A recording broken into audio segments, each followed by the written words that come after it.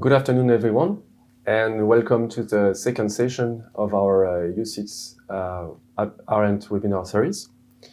My name is Yann Figuet. I'm a partner at Arendt, leading the risk team and the regulatory reporting practice at Arendt, and have the pleasure today to moderate this session that aims at giving you an update on the PRIIPs KID in general, and especially on the way it was implemented earlier this year.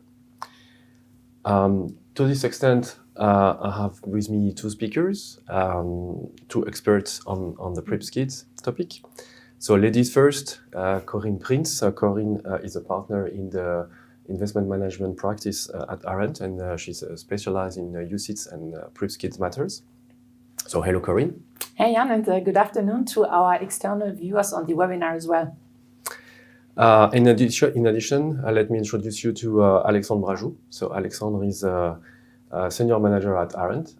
He's in charge of the risk team and also of the KID factory at Arendt. Hello, Alexandre. Good afternoon, Jan, and good afternoon, everybody online for this webinar. So a warm thank you to both of you for being here and taking the time to go through the agenda of today. We have 45 minutes where we will have 30 minutes of presentation and then 15 minutes of Q&A session with our panelists. So to ask your questions, please use the Q&A button at the bottom of your webpage. And please select my name, so Yann Figuet, to route your question to us. And if you experience any technical question, you can use the chat button, and our technical team will help you on solving these issues. But given the fact that PRIIPs KID regulation entered into force early this year, we set the agenda with a number of items. So first, we thought it was good timing to review the different challenges that had taken place from a market and from a regulatory perspective. So that will be our first item covered today. We will also try to understand the main legal, operational, and regulatory challenges that have been faced during this implementation. So not only in the past, but also which are still active today. And we will see how we can anticipate and prepare ourselves for the future. So basically, what are the outlooks and what's next on this new obligation for different market players. So let's start maybe with the first question. So 5 months after the entry into force of the PRIIPs KID, maybe for you, Corinne, what are the first feedback coming from the regulators? So looking now back on some experience that we could already gather in the past, sort of for us, it's of course important to talk about the Luxembourg angle and sort of to understand a bit where the CSSF is coming from, what they're currently looking at, and which position they have taken. So on this first point on the PRIIPs manufacturer in the UCITS field, it's important to be noted that the PRIIPs manufacturer for the UCITS should either be the UCITS management company or the UCITS board CCAF itself, in case that the UCITS is a self-managed CCAF. When you now look back sort of on the time before PRIIPs entered into force for UCITS, you have the PRIIPs regulation, which basically doesn't really specify who the PRIIPs manufacturer is, but simply says the PRIIPs manufacturer is the entity in charge of the product who can also make changes to the risk and reward profile. So having said that, lex specialis, as we lawyers say, is prevailing the lex generalis. So when you look at the amendments to the UCITS directive, there was a new article introduced in order to sort of wave the PRIIPs framework into the UCITS directive framework. And that article is basically stating that it should be the UCITS management company in charge of the translation and the preparation of the document.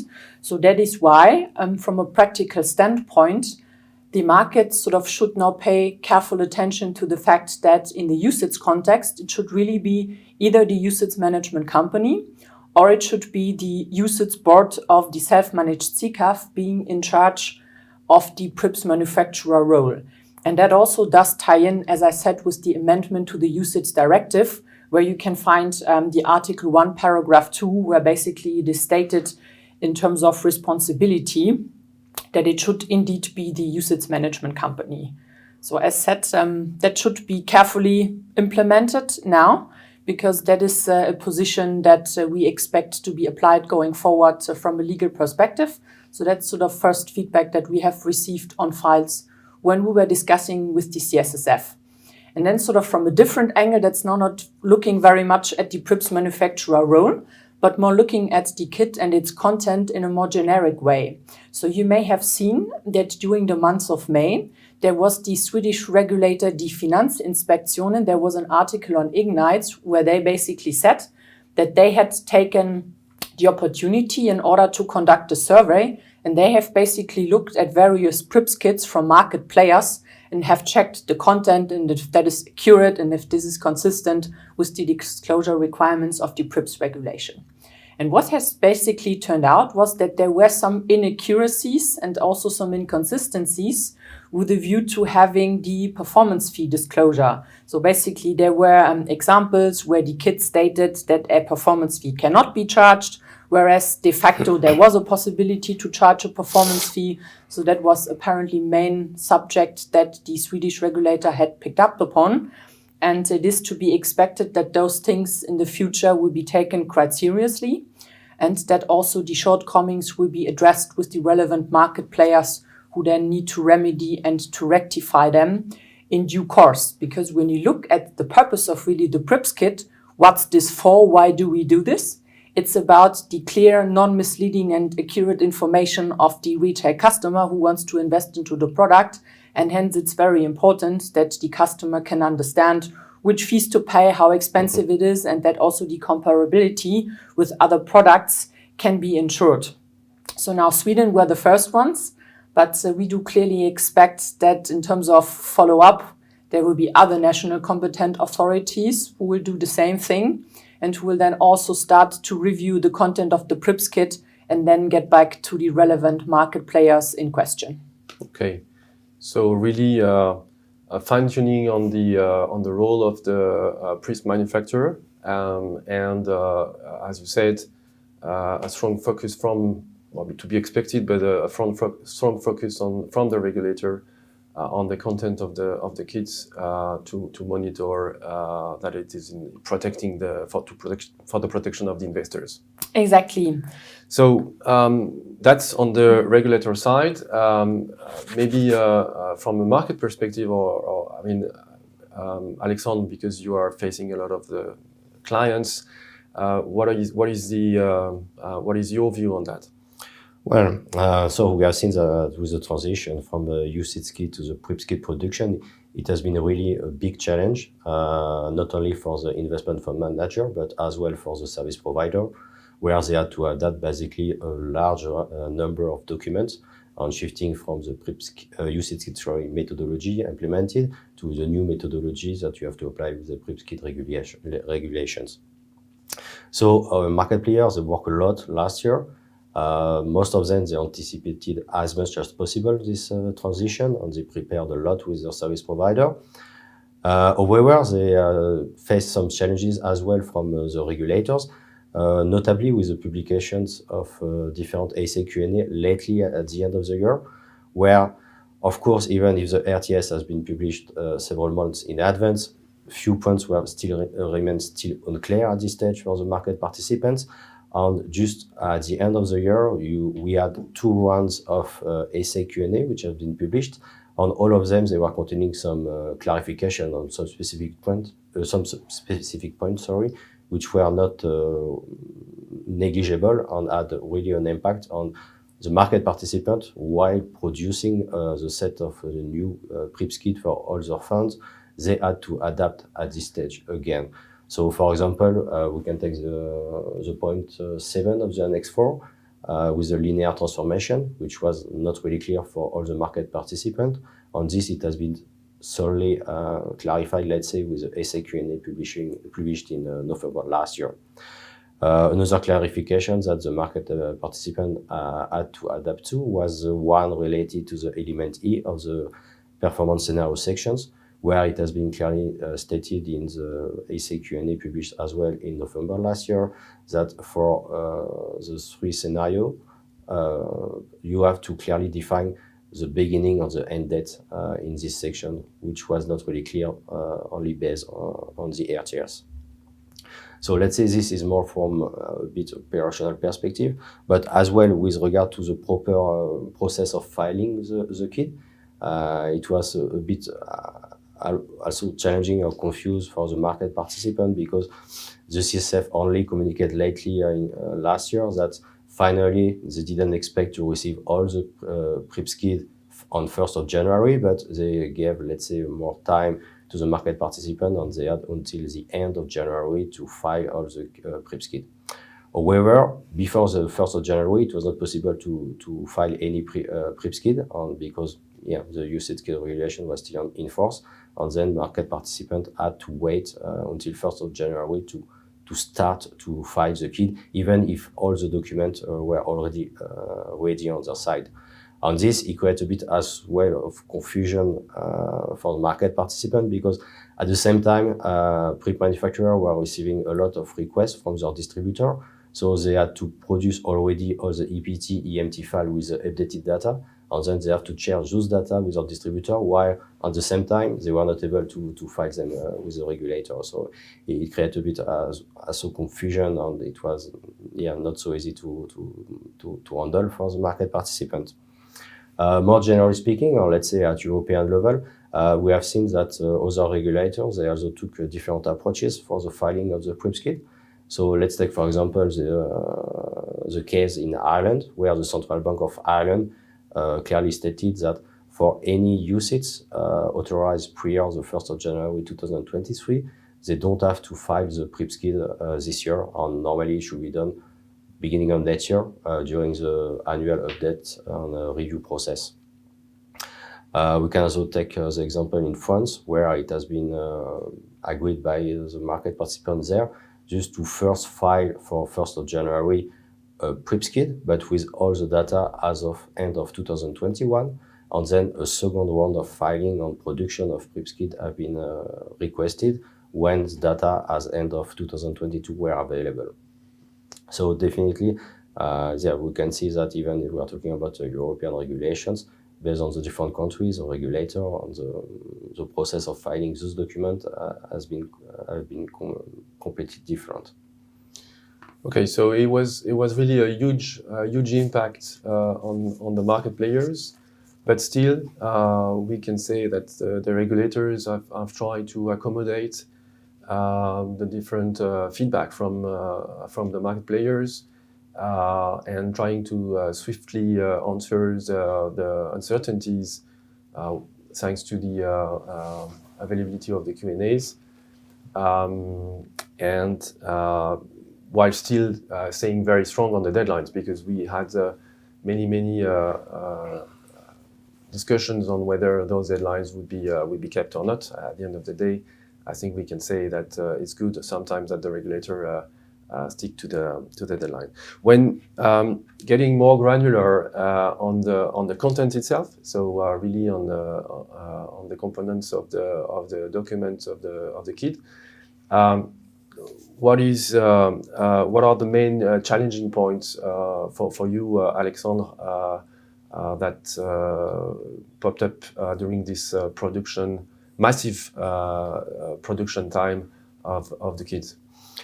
Well, it was not really easy to adapt and to shift from one process which was well implemented at PRIIP manufacturer level, and they had to shift to, let's say, not a completely new one, but a totally different one, because in terms of narrative information that you had to produce and to quantitative data to be used, it was quite significantly different. And of course, for the service provider helping PRIIP manufacturer for the production of PRIIPs KID, it has been a big challenge because it represented a huge amount of data to be collected from their clients. And on top of that, they had to implement new templates to collect specific data, which were not foreseen in the previous UCITS KID regulations. From an operational perspective, I think one of the biggest points has been really the financial data collections. Of course, the service provider or PRIIP manufacturer had to follow the new computation methodology implemented by the PRIIPs KID regulations. But on top of that, for performing those computations, it required a lot of data, and more data than what previously required for producing a UCITS KID. And it means that PRIIP manufacturer, with the help of service providers, they had to source a larger volume of data, on financial data especially, because, for example, for the computation of the post-performance scenario, you have to use a longer time series than the one you are using for producing a UCITS KID. And this is created, let's say, first operational issue sometimes, because some market participants, they faced a situation where they were using a benchmark, but as they were requested to use at least a 10-year history of the benchmark, maybe the benchmark was not yet available, and just you have to complement this benchmark again by selecting another benchmark. And on top of that, as per the PRIIPs KID regulations, you know that when selecting a benchmark, you have to respect certain criteria, and it has to be documented by the PRIIP manufacturer. So clearly, it created an additional work for the PRIIP manufacturer at this stage. Another thing is that for some time you had enough historical data for producing a UCITS KID, but not enough anymore for producing a PRIIPs KID. So even for existing product, some PRIIP manufacturer had to make a proper selection of benchmark in order to be sure that they were able to complete the time series as required by the regulations. And on top of that, the last clarification given by ESA, and for example, if we are referring to the element E of the performance scenario sections, basically it required that the way the computation were made for the performance scenario, it has to be make available that you can retrieve the end on the beginning, on the end date of the interval you are taking for computing the performance scenario. This was not necessarily foreseen by let's say, the market before, and then it has been a quick adjustment to be made at the end of the year in order to ensure that you can disclose these informations in the PRIIPs KID. And maybe you can also say that more related to the narrative section, it has not been so easy as well to properly implement from an operational point of view, because you had some specificity. We were finally really specific to the share classes, and it really at the PRIIP at the document level. And for example, you had to make some adjustment normally with regard to the disclosure of the current series warnings that you have in the SRI sections. But this disclosure is only linked to the difference between the country where you are distributing the product and the currency of the product itself. And we have seen that it was a bit challenging for some service provider or PRIIPs KID producer to properly handle that. And we have seen that some market participants, they clearly took the options that just to slightly adjust the wording to use a generic one. And ultimately, it was not fully compliant with the regulation, but it was the unique solution for those PRIIPs manufacturer in order to have at least a disclosure in the KID itself. Another point was if we are referring to the different disclosure in the performance scenario section, you have one where you are saying that you use the benchmark or the product to perform the computation of the performance scenario. And here again, it was not so easy for market participants to make the distinction for each share class, which one were using a benchmark or which one were using the product itself. So some market participants decided to keep both options.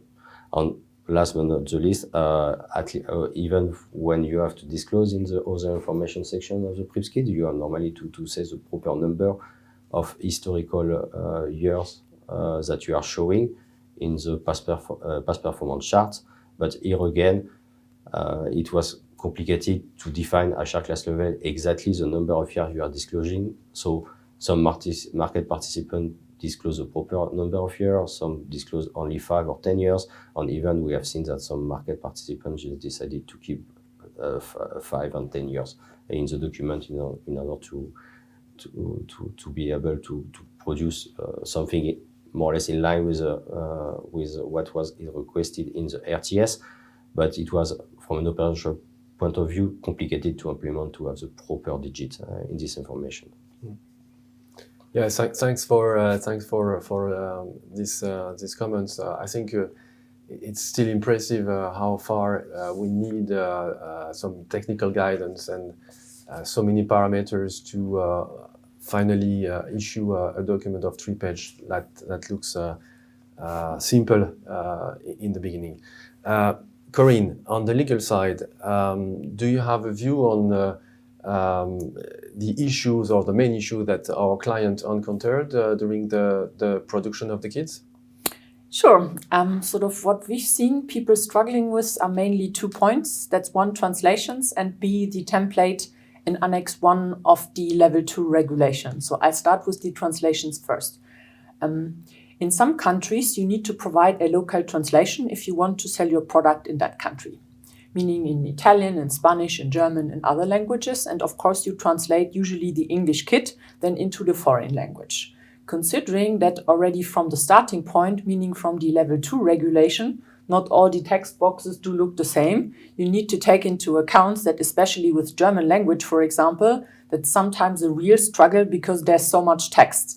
You can phrase things rather easily in English, but then the translation into German especially is sometimes very lengthy and very complicated because, of course, you don't do really a literal translation, but the purpose is that the customer can actually understand this document, which is why we have seen really clients struggling when to translate the PRIIPs kit from English into German, that the text then was too long and that didn't really fit on the 3 A4 pages, because that's a legal maximum and that you need to respect.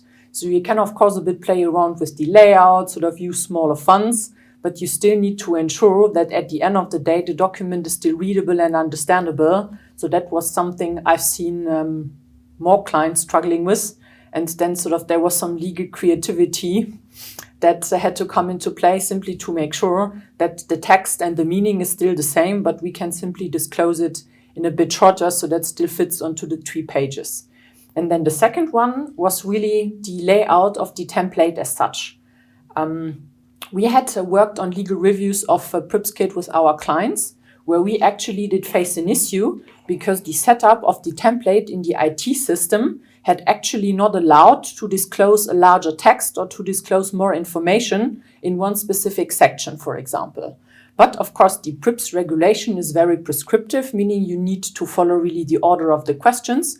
And when the regulation says this information needs to appear in section, what is this product, then that information really needs to go in there. So then again, sort of that was an operational struggle from a more legal standpoint that we had then worked together with the client and with the provider to see again how we can play around with the disclosure, how we can play with the language to still ensure that really the text is mentioned in the box where it needs to go, because you cannot take the view and say, well, if there's not enough space, then I'm simply putting it somewhere else.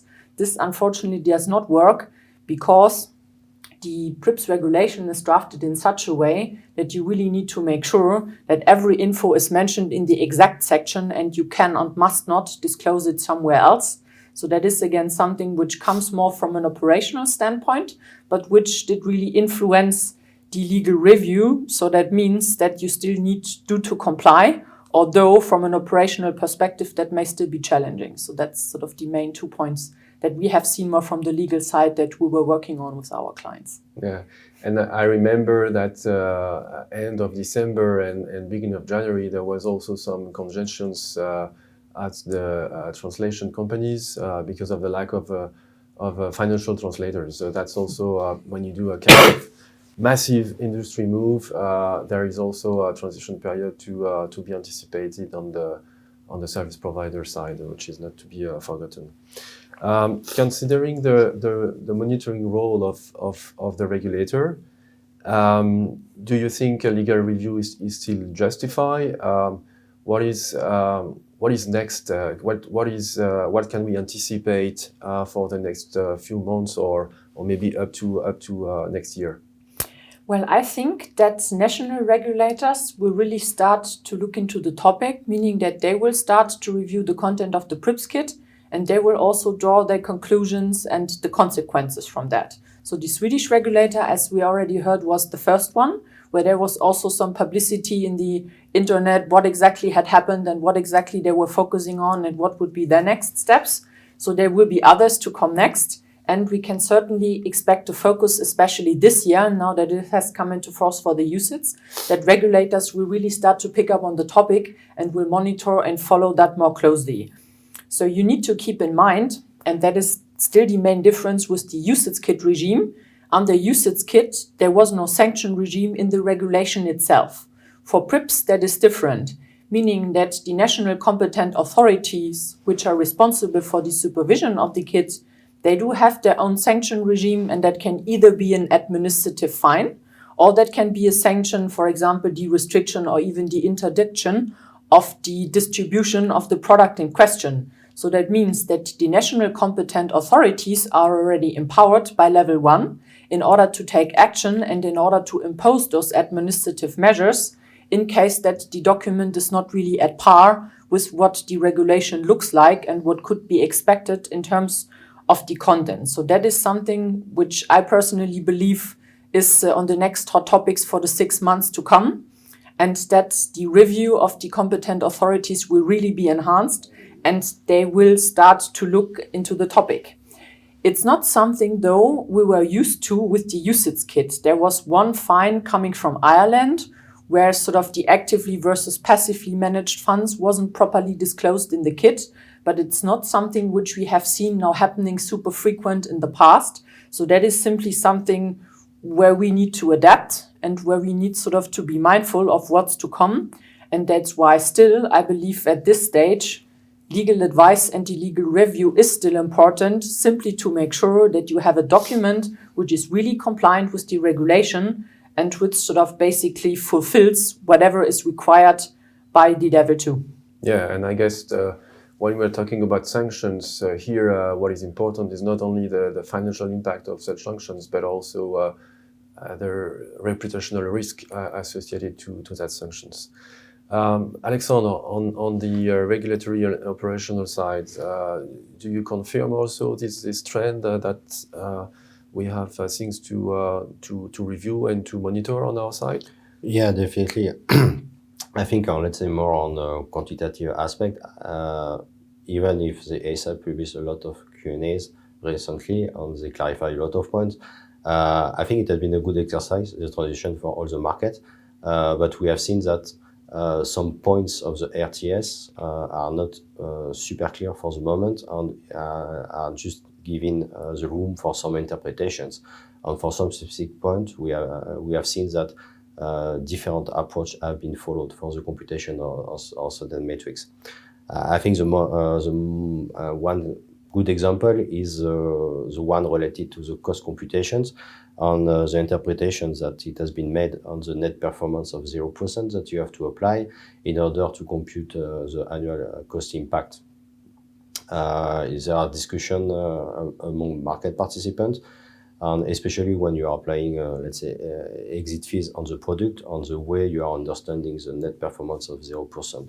And this point is currently discussed at the European level, and that's just one example of some aspect of the RTH we need further clarifications, and the market participants are really following any future public update of the HA Q&A, which may clarify some specific point. From the market itself, I would say that we have seen that most of the participants, they meet the deadline of the CSSF, so they file all their KID. But however, after this initial filing, we have seen that a lot of them, they were still working in order, let's say, to fine-tune a bit the PRIIPs KID, which were not fully compliant, and to adjust their operational setup and process to make sure that at least few months later, they will be able to publish a proper version of the PRIIPs KID, and they are already anticipating, we do believe that the next update at the next year, and in order to be sure that they will have a smooth process in place. Thanks a lot to both of you. I think we are at the end of the presentation itself. Before we move to the question and answers, I wanted to review with you the agenda of the next sessions. So we'll have our first follow-up on the benchmark. Talking about the latest regulatory trends and developments in this regard. That will be the 25th of June. Then we have a specific webinar on the distribution on the 3rd of July. And I think we'll have the opportunity to dive into more details of the cost and charges element that you just mentioned, Alexandre, on the 10th of July. I think it's time for Q&A. Thanks again for your contributions. What we have on the panel today is, maybe first question would it be expected a data collection exercise from the CSSF on the PRIIPs KID? I guess like the one that we received on the SFDR. To be honest with you, I have not heard about that on my side, but we cannot exclude that the CSSF will use the eDesk channel to raise these kind of questions. I don't know, maybe Corinne, if you have a few words on that. Good question, and sort of that ties in with various other points where myself and Alexandre can maybe say something to that. You may have seen that now there is the draft proposal for the amendments to the Level 1 PRIIPs regulation out, where inter alia there are changes like there's now the proposition to have an interactive tool, you will have sustainability elements, the comprehension alert will be removed, and you will have a product dashboard where you can see clearly what that product is. And with that comes a bit sort of that ties into the wider retail investment strategy package, which has also been published last month. And sort of the review of the PRIIPs regulation ties a bit in with this retail investment strategy, which got published, I think it was on the 24th or the 25th of May, just like 3 weeks ago. And basically one of the main focuses is really on the cost, especially what you call undue cost. And there's also a cost angle from the PRIIPs KID, which it may be interesting to talk about as well. Definitely. We have seen that now, and especially with at the beginning of this year, that with the issuance of a new CSSF questionnaire on the cost applicable to fund, that we are seeing that following the common supervisory briefing on the cost and charge for the fund, which lead to some actions from the different regulators and from the CSSF in particular, we issued some survey to some investment fund manager.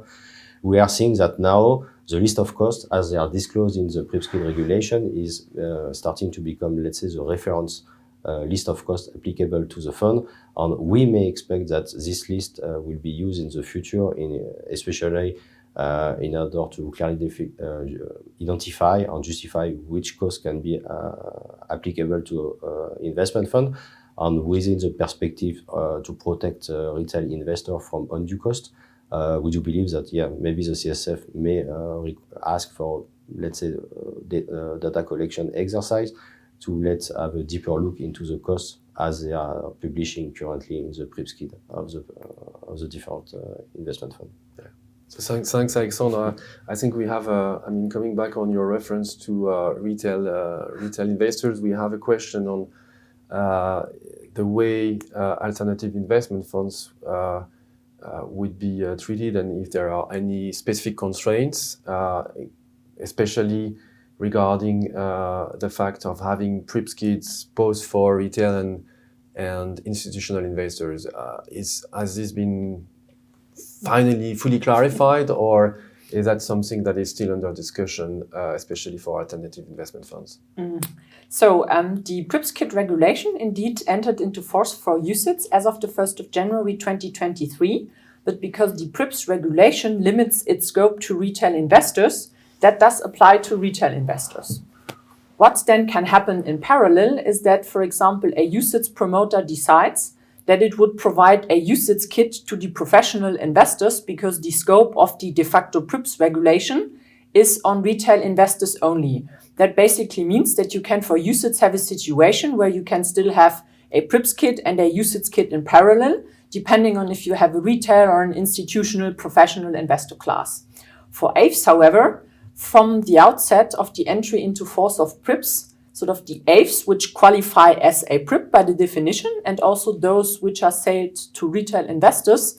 They are in scope of PRIIPs, and they at the same time have undergone all the amendments that have entered into force as of the 1st of Jan. So that means if you have now a retail AIF which you intend to sell to retail persons, the disclosure requirements of the PRIIPs KID are exactly the same as for a UCITS. That, for example, means that in the section, what is this product, you need to disclose the depository, you need to provide information on where you can get the prices, sort of which website is applicable, where you can find out more info, where the annual report is available, etc., etc. So that means that sort of the only change to the AIF regime is that they automatically switched to the amendments to the disclosure as per the Level 2 regulation. But in the AIF world, it is still the case that only in case that you sell to retail investors, where your point of sale is in the EEA, that you do need a PRIIPs KID. That means on the other side, if you only target professional investors and you are a retail AIF, then of course you do not need to produce a PRIIPs KID. Well, I think it's very clear, but it needs to be put into context so that each client and each scenario can be understood very well. Another question we have, and that's typically something that we were discussing just before we start the webinar together, is related to the website where the KIDs will have to be made available for the investors. So the question is it possible to publish the KIDs on the ManCo, on the website of the management company, or is it on the principal investment manager, or both? What is the exact rule? And what I know there has been some discussions at regulator level on this type of decision. So what is the rule finally? There is an article in Level 1, I think it's Article 5, if I remember correctly, which says that the PRIIP manufacturer is responsible for drawing up and producing the kit and for publishing it on its website. So that wording seems to indeed indicate that the website publication needs to happen only on the website of the PRIIPs manufacturer. If you, however, compare that to what was applicable on the UCITS kit, the regime was slightly different, and then you could also be forwarded sort of to some providers' websites, sort of where they host the data and also the documents. But for the time being, in order to be on the prudent side, sort of I personally would rather advise to stick to the PRIIPs manufacturer's website, because that is the literal text of the Level 1 regulation. But it may be that there is some clarification still coming out, which would then confirm if also the publication on, for example, the sponsors or investment managers or distributors website would be accepted.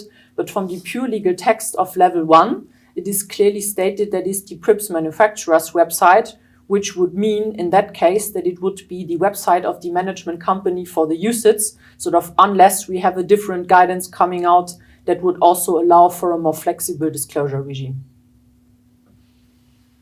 Thank you, Corinne. Maybe one of the last questions from the audience today. Either already an approximate date by when the PRIIPs regulation amendments will have to be implemented by the PRIIPs manufacturer. I mean, what is the time to market, if I can say so, that the regulator will ask for this change?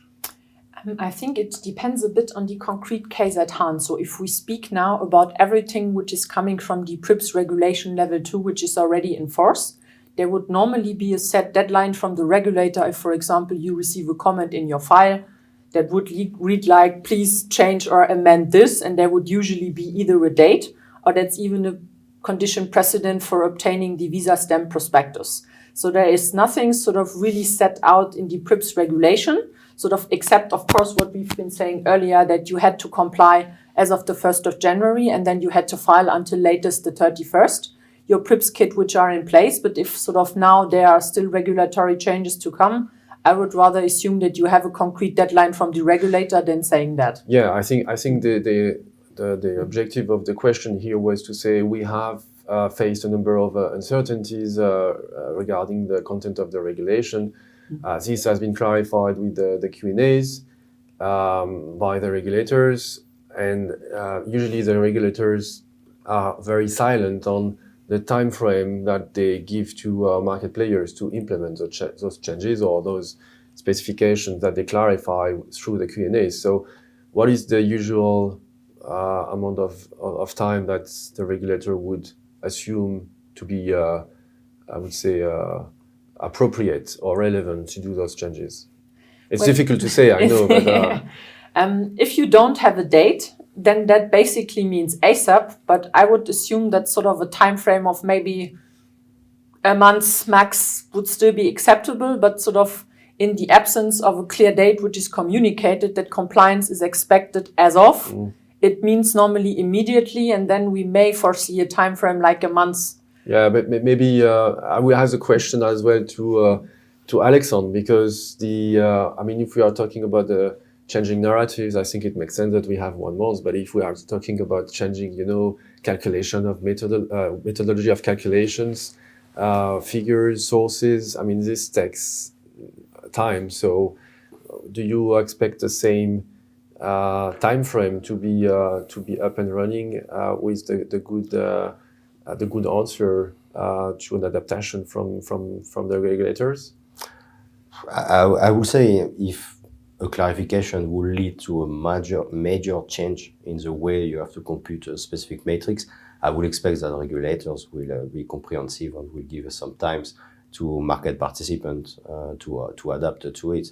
But anyway, we have seen last year, for example, when they issued in November clarifications on the linear transformation, as well on the date, the beginning date and end date of the performance. You have to disclose the KID. It was only 1 month and a half before the deadline for the implementation. So it was really a tight deadline if you really wanted to be compliant for the 1st of January. So yeah, again, I can still follow the approach of Corinne, saying that if there is no mention of that, it has to be made ASAP. But we do believe that regulators are also understanding that from an operational perspective, some specific clarification, which may be major, will also require some time to be implemented. Thanks a lot, Alexandre. Maybe last questions since the webinar is reaching its end. We do have a high number of questions. So, what is the expected? What is expected from the UK regulator in the months to come regarding the KID? Because we know that UK is let's say playing its own route on this regulation. So, do we have some insights on the UK part? For now, I think that's sort of their intention is to at least continue until 2026 with the UK PRIIPs KID. But there was already a consultation which concluded on the 3rd of March of this year in order to understand from the market if the PRIIPs KID should be abolished in the UK and if they could have something replacing that KID, which is sort of more investor-driven or which is more user-friendly. So they have not decided on that yet, but there is something in the making where they are actually considering if they should continue to apply the PRIIPs regulation as such. And I think, Alexandre, they have already made some tweaks to the performance scenario section. Yeah, exactly. The FCA already issued some guidance on the performance scenario sections. And basically, they decided just to remove the figures tables, which was, in their opinion, not super comprehensive for retail investors and not really relevant to be there. And basically now, if you want to produce for an alternative investment fund PRIIPs KID in UK, now you don't need to disclose any figure in this section, but it has been replaced by narratives that you have to basically write in these sections. And the main topics you have to cover through this narrative is to explain in words how we can expect in case of positive or negative performance on the product. And you also have to highlight the main risk factor which may impact the performance of the product itself. Okay, thank you. So we still have a number of questions open, but I mean, due to time constraints, we will take that offline and answer to the different attendees today separately by email. I would like to thank you again, Corinne and Alexandre, for your attendance, and also you on the webcast for attending the session. And I hope that you have marked your agenda for the next UCITS webinar session. And wish you a pleasant day. Thank you. Thank you. Thank you.